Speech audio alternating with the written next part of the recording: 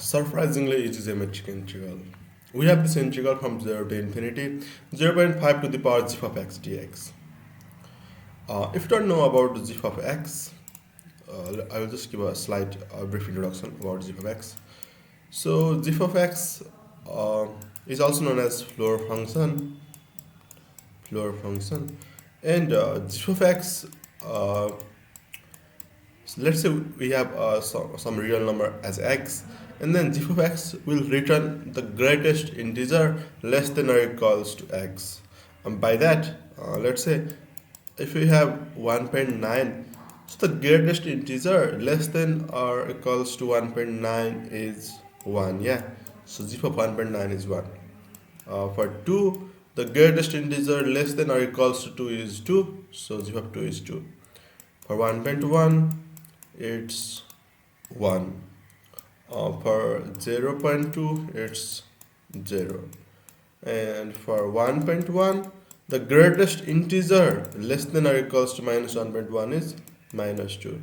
Because if you are thinking about the answer should be minus 1, because minus 1 is greater than this number, so that can't possibly happen, because the GIF is the greatest integer less than or equals to this number, so that's minus 2. Okay, so I guess you are now clear about what GIF of x is. Now we'll move on to integral. We can do this integral by two ways. One of them just by algebraically, and another is geometrically. So geometrically, we know that integral from a to b f of x dx is just the area under the curve f of x. Let's say we have this curve f of x and the area from a to b. So this is the geometric interpretation of integral. I guess you know that. Now for this, we will go through the geometric way.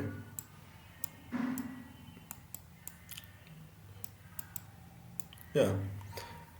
Now 0 x-axis, y-axis. 1, 2, 3, 4. Okay. So from when the x ranges from 0 to 1, let's say our f of x is this function. F of x is this function. So while x goes from 0 to 1, from 0 to 0.99999, this f of x gives 0. Yeah, for when the x is less when in this range, our g of x will be 0, isn't it? Since g of 0.9 is also 0, so in this range our g of x is just 0, so our f of x will be 0.5 to the power 0, so that's 1. Yeah, so that's 1. So our f of x it goes like this, and then from 1 to 2, when x is less than greater than equals to 1 and less than 2, our g of x will be 1. Yeah, will be 1. So from here, sorry, our g of x will be 1, and so our f of x will be 0.5 to the power 1, that is 0.5. So it comes to 0.5 from 1 to 2. Okay, and when x is between x 2 to 3, our g of x will be 2, and then our f of x will be 0.5 to the power 2, that is 1 by 4. Okay, so from here it will be 1 by 4. Some sorts of magic. Okay, so it's 1 by 4, and I can clearly see the pattern that from after this we will have 1 by 8 in this interval, 1 by 8, and so this continues. Our curve just goes on like this, and to find the area, what you can see is like this is just a gap of 1. Every time there is gap of 1, and our area is just the product of length into breadth. Yeah, so here the area will be 1 times 1, that is 1. Here 1 by 2, Here we have 1 over 4.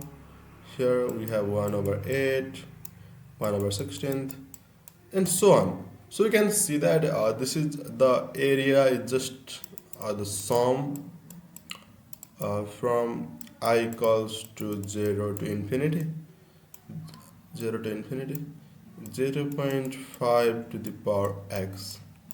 Yeah, firstly our area is 0.5 to the power x, that is 1, and then 1 by 2, and then 1 by 4, 1 by 8, and so on.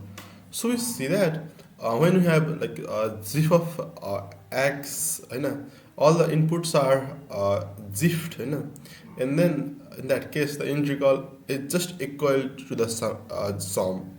Yeah, when all the inputs are zifted, the integral will just become our discrete sum, and then now we can easily evaluate this sum, I guess. Now it's not that hard to evaluate this sum. Sum from I equals to 0 to infinity, 0.5 to the power x. So perhaps we know the formula of infinite geometric sum, and note that how easily we got into geometric sum. Now for this we have the formula as a by 1 minus r.